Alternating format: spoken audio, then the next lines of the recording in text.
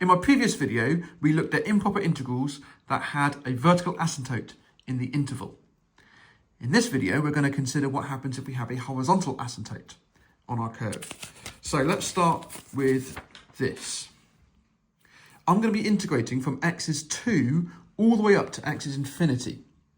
So that is an infinite length in that direction.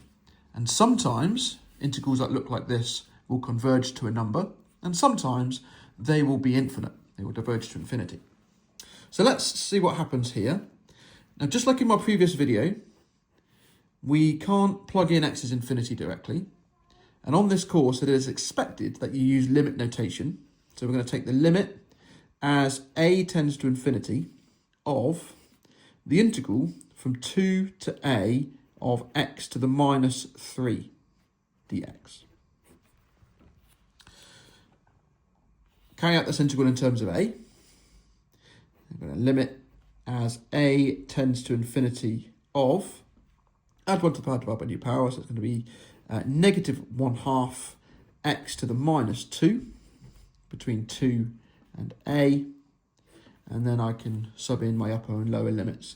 So that's going to equal the limit as a tends to infinity of minus 1 over 2a squared, and then I'm going to plug in 2. So 2 to the power of negative 2 is a quarter, so that's going to be plus an eighth. And now we can see that as a approaches infinity, this term here is going to approach 0, so that is going to tend to just the eighth. That's on the end there. All right, so what does that tell us about the graph? Well, if we were to plot the graph, y equals x to the minus 3. Looks a little bit like that, just looking at the positive quadrant, first quadrant. Then if I go from 2 all the way up to positive infinity and calculate the area between the x-axis, the curve, and the line x equals 2, and that area comes out to be exactly 1/8. Seems a bit funny because we've got a shape here that has an infinite perimeter but a finite area. But that's the reality of the situation. Right? That's exactly what we have. What we can do is we could give a bit of a sanity check on this using our calculators just to make sure that this is kind of in the right ballpark for what we're expecting. So if I go into the math menu, scroll to the right and hit integral, and I can integrate x to the power of negative 3 between 2 and something. I can't put an infinity in there, but I can put a big number. And if an eighth is right, then we would expect this to come out to be roughly an eighth. There'll be a little bit of an error because I'm only going to 1,000 rather than to infinity, but let's see what happens.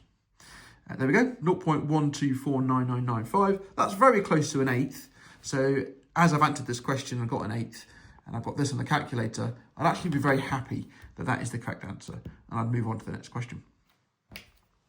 Okay, example number 2.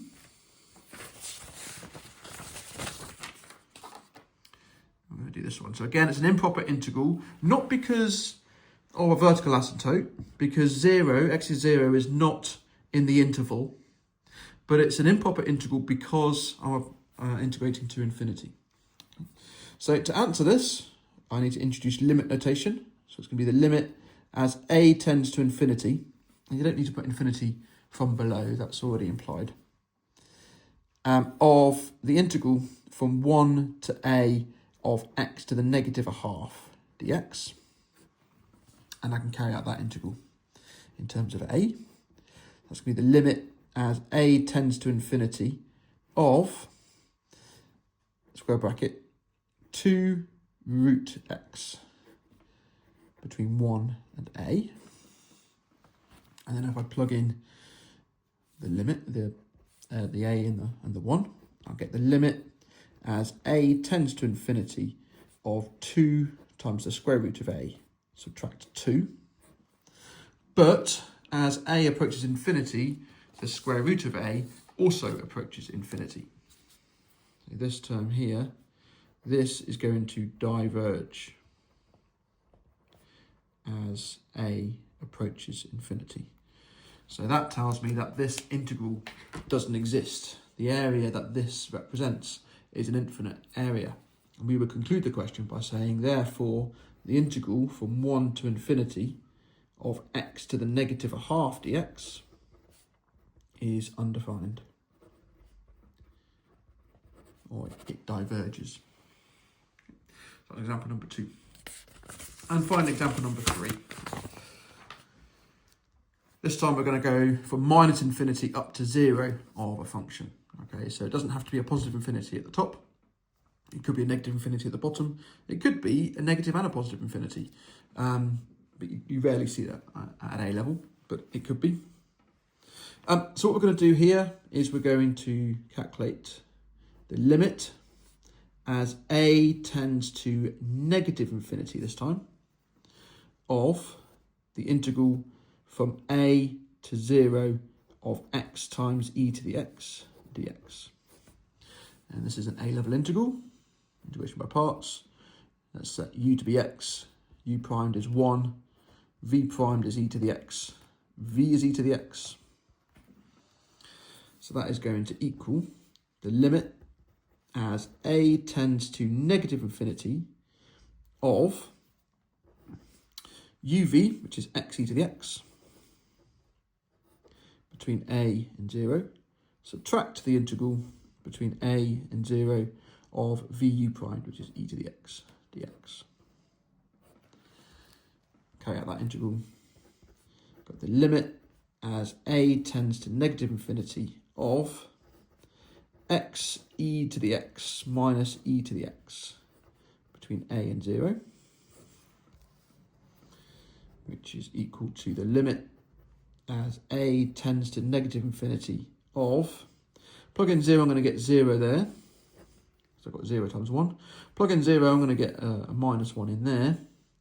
Plug in A, I'm going to get minus a e to the a. And then plug in a in there, I'm going to get plus e to the a.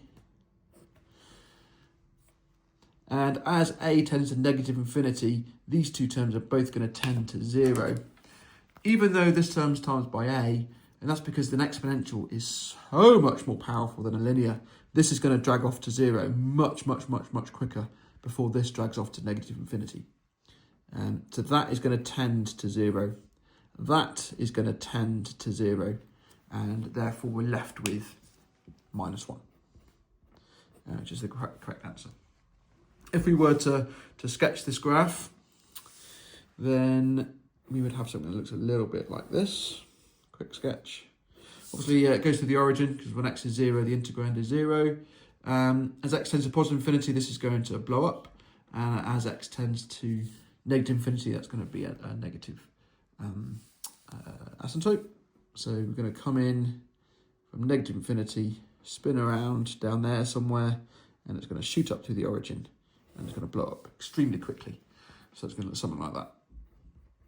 And what we've done here, using this algebra, using this improper integral maths, we've calculated that this area here, which has, again, an infinite perimeter, but the area of that is 1.